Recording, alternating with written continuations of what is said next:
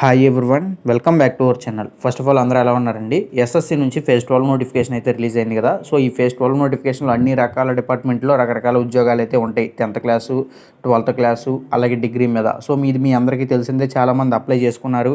So దీనికి సంబంధించి ఏంటంటే మీకు అప్లికేషన్ స్టేటస్ లింక్ అనేది యాక్టివేట్ అయింది. మీ యొక్క అప్లికేషన్ యాక్సెప్ట్ అయిందా లేదా అనేది అయితే ఒకసారి చెక్ చేసుకోవచ్చు. అది ఎలా చెక్ చేసుకోవాలనేది ఒకసారి అయితే ఇప్పుడు చేసుకుందాం. సో దీనికి సంబంధించి ఎగ్జామ్ డేట్స్ కూడా అయితే మనకి అనౌన్స్ చేయడం అయితే జరిగింది. దీనికి సంబంధించి ఎగ్జామ్ వచ్చేసి జూన్ 20, 21, 24, 25, 26 తారీఖుల్లో జరుగుతుంది. ఓకే ఫ్రెండ్స్, ఇక మెయిన్ టాపిక్లోకి చూసుకున్నట్టయితే మీకు యొక్క లింక్ అనేది నేను డిస్క్రిప్షన్లో ప్రొవైడ్ చేస్తాను.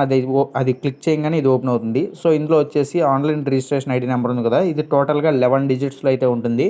మీరు ఎప్పుడైతే ఎస్ఎస్సి వెబ్సైట్ ఫిబ్రవరిలో న్యూగా లాంచ్ చేశారు కదా, కొత్త వెబ్సైట్, అందులో మళ్ళీ రిజిస్ట్రేషన్ చేసుకోవాలి కొత్తగా. ఎవరైతే రిజిస్ట్రేషన్ అందులో కొత్తగా చేసుకున్న వాళ్ళు ఉంటారో మీకు అక్కడ నెంబర్ జనరేట్ అయ్యింది. ఆ నెంబర్ని అయితే ఎంటర్ చేయాలి. ఓకే, పాత నెంబర్ కాదు, పాత నెంబర్ ఇంకా మర్చిపోండి, పాత నెంబర్తో యూజ్ ఉండదు. ఏదైతే మన కొత్త నెంబర్ ఉంటుందో అది 11 డిజిట్సే, దాన్ని అయితే ఎంటర్ చేయాలి. తర్వాత నెక్స్ట్ వచ్చేసి date of birth, date, month, year ఈ పర్ఫెక్ట్గా ఇచ్చేయాలి. ఇచ్చేసిన తర్వాత మీకు నో యువర్ అప్లికేషన్ స్టేటస్ అని ఉంది కదా, దాని మీద అయితే క్లిక్ చేయండి.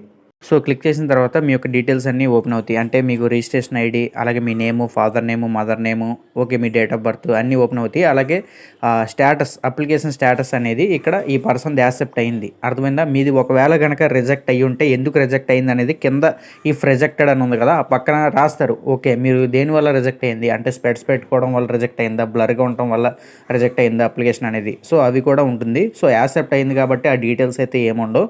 సో ఇప్పుడు అప్లికేషన్కి సంబంధించి యాక్సెప్టెడ్ ఆర్ రిజెక్టెడ్ లింక్ అయితే యాక్టివేట్ అయింది కదా. నెక్స్ట్ ఒక 2 డేస్లో మీ యొక్క ఎగ్జామ్ సిటీ, డేటు, టైము, ఎప్పుడెప్పుడు వచ్చింది, ఏ షిఫ్ట్ వచ్చింది అనేది అప్పుడు తెలుస్తుంది. సో అప్పుడు కూడా ఒకసారి ఇంటిమేట్ అయితే చేస్తాను నేను.